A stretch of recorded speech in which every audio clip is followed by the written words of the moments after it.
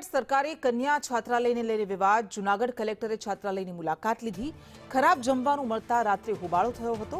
છાત્રાલયમાં રહેતી વિદ્યાર્થીનીઓમાં રોષ ભભૂકી ઉઠ્યો હતો. કોન્ટ્રાક્ટરને નોટિસ પાઠવવામાં આવશે તેવી બાંહેધરી અપાઈ છે. છાત્રાલયમાં વિદ્યાર્થીનીઓની કમિટી બનાવવામાં આવશે.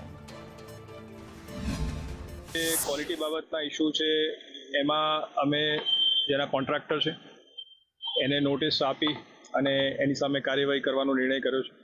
ઉપરાંત જે વોર્ડન બેન છે જેને પણ જવાબદારી છે બધી વસ્તુ ચેક કરવી, ક્વોલિટી જાળવવી, એમને પણ નોટિસ આપી અને એની સ્પષ્ટતા માગીને કાર્યવાહી કરવાનું નક્કી કર્યું છે. સાથે સાથે અત્યારે આ હોસ્ટેલની જે મુલાકાત લીધી અને જે દીકરીઓ છે એમની સાથે વાતચીત કરી તો નક્કી એવું કર્યું છે કે જ્યારે પણ સીધો સામાન હોસ્ટેલમાં આવે જે જમવાનું બનાવવા માટે વપરાય તો એના માટે એક દીકરીઓમાંથી જ એક કમિટી બનાવશું કે જ્યારે આ સામાન આવે ત્યારે ચેક કરશે અને રિપોર્ટ આપશે.